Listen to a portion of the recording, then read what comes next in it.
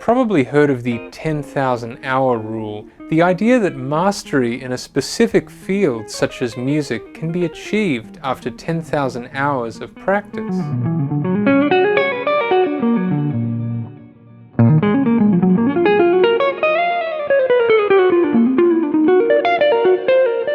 This idea was popularized by Malcolm Gladwell in his 2008 book Outliers, where he presented the Beatles as a famous musical example of having achieved 10,000 hours of practice as a band in the lead up to their breakthrough in 1964.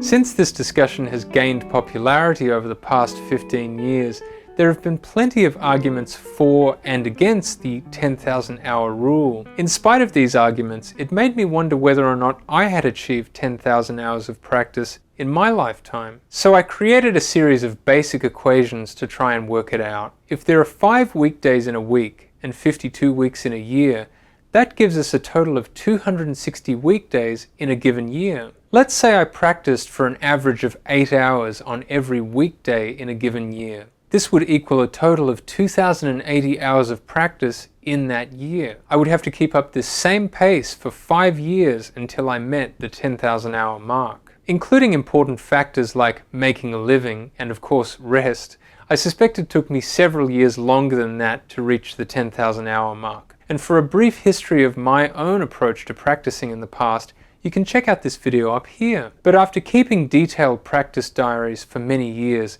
it's likely that I would have hit the 10,000 hour mark after around 7 to 8 years of practice. So why is this important? Are we just trying to reach a set number of practice hours? Or are we trying to structure meaningful practice that would simply necessitate a significant time commitment? Even Gladwell himself has clarified that rather than being a hard and fast 10,000 hour rule, it is rather, in his words, a metaphor for the extent of commitment that's necessary in cognitively complex fields. In my experience, attempting to play music at a high level certainly qualifies as being cognitively complex. So rather than focusing on the sheer volume of practice hours itself, perhaps it can be more useful to utilize your own cognitive function to gradually identify and subsequently develop your own areas of weakness on the guitar, and perhaps that'll put you on the road to 10,000 hours practice. I can't offer a personalized suggestion as to how much you should be practicing each day, as this really does differ from one musician to another for a variety of reasons. But what I would like to discuss is how you can create a practice schedule that will potentially assist you in the development of your own playing. And perhaps on this path, you may well be able to reach 10,000 hours on your terms. Devising this type of practice schedule comes down to developing a strong knowledge of core materials such as scales, modes, and arpeggios, and additionally having an understanding of the basic principles of voice leading, all of which I discuss in How to Practice Volumes 1, 2, and 3. Utilizing these core materials as the foundation of our practice, I've found it very useful to organize practice time into 6 sections. Now you could certainly explore many other topics beyond the 6 sections we'll be talking about today, but I find these topics to be very important. Firstly, we'll begin with a very thorough warm-up. Then we'll continue with some voice leading exercises. After that, importantly, we'll look at some chord voicings on guitar. Next up, we'll explore some transcriptions. After that, we'll do some playing, and yes, I mean practicing playing. I'll explain what I mean by that in more depth in a moment. And last but not least, sight reading. You don't have to go through all 6 of these sections in one practice day, though if you can, that's great. Though some of you may find it more beneficial to space these 6 sections out over the course of a week or longer. You've got to remember, it all comes down to you and your individual learning style. There's no pressure. Ultimately, we're really just trying to focus on some exercises that will help us with our end goal of playing music. So we're going to explore these 6 sections of practice in a lot more detail, but before we do, if you haven't, make sure to hit subscribe down below and click the bell for notifications so you don't miss any of my new playing videos, lesson videos, or live streams. And if you'd like to support my channel, consider joining as a member And also consider checking out my guitar masterclasses exclusively available at bensguitarclub.com. Let's jump into our 6 sections of practice. The core materials of my playing are unquestionably scales and arpeggios. As such, I use scales and arpeggios as the basis of my warm-up. For example, perhaps I'll use major triad arpeggios in 12 keys as my warm-up. When I'm warming up, I start off at a really slow tempo playing quarter notes at 90 BPM, and that might sound something a little bit like this.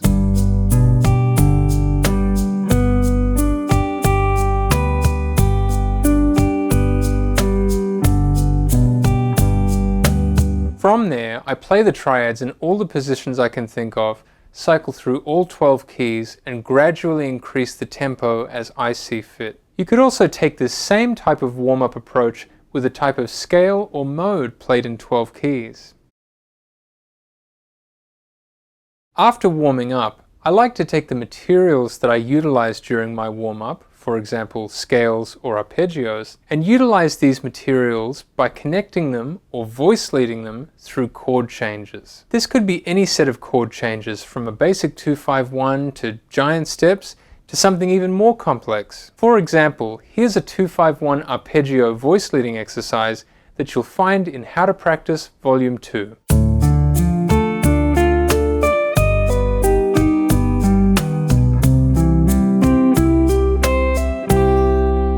If I had the time, I'd probably sit here and voice lead arpeggios through chord changes all day if I could. You can also take a similar approach with voice leading scales through chord changes. So far, we've talked about materials on the guitar neck that primarily relate to a single note approach. The guitar is, however, a chordal instrument, so it's really important to practice chord voicings and comping, especially playing chord voicings through a set of chord changes. But no matter how advanced you may feel that your approach to chord voicings on guitar may be, it's always essential to go over the basics, the vital chord voicings that underpin your chordal language on guitar, like drop voicings. Here are the drop 2 voicings for C major 7.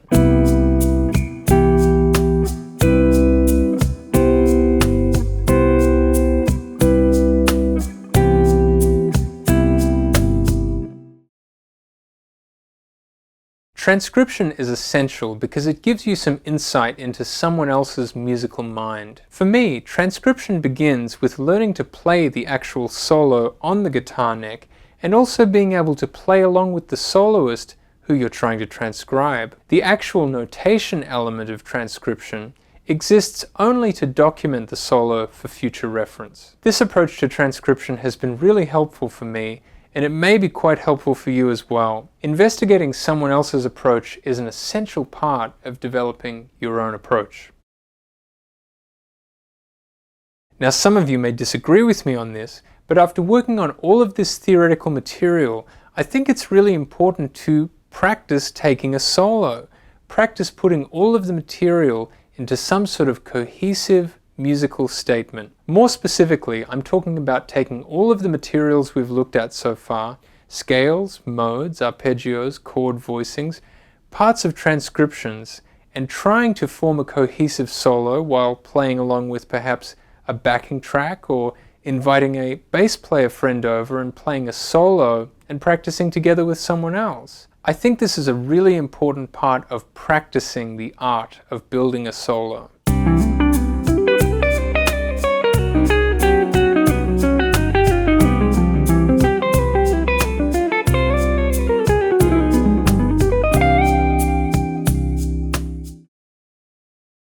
Last but certainly not least, I believe that sight reading has developed my playing immeasurably and has also opened me up to a world of music that I otherwise may not have discovered, and I'm really talking about Bach. Additionally, being a strong sight reader has also helped me in many professional situations, and I think it's really beneficial for any guitarist to become a great sight reader. Speaking of Bach, sonatas and partitas for the violin was, for many years, my primary sight reading resource.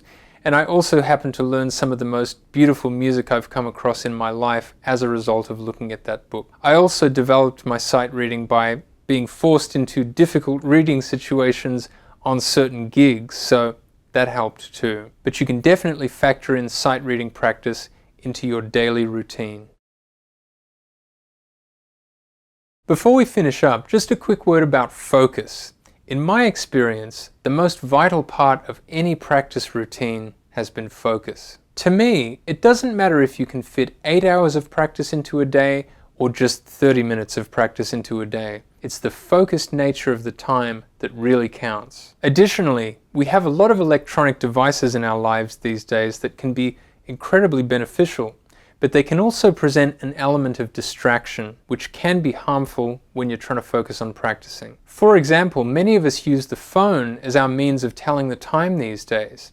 I've observed within my own practice that on occasion I would check my phone to see what time it was, and immediately my own focus would be broken because in checking the time, I would open my phone. 5 minutes would pass, 10 minutes would pass, and my focus was well and truly broken. Don't be afraid to put your phone face down on the other side of the room or in another room if you'd like to. And one solution that's worked for me is having, well, an analog clock right here on my arm, and also having an analog clock on the wall. Surprisingly enough, this is just one thing that has helped me maintain my focus. Remember, all of this is just a guideline based on some of my own experiences which I wanted to share with you. Everyone has their own learning style and their own musical path, and I would encourage you to embrace your own personal musical path and find your own approach to playing and indeed practicing. And perhaps you'll find some of this to be beneficial on your path to 10,000 hours. Thanks so much for watching,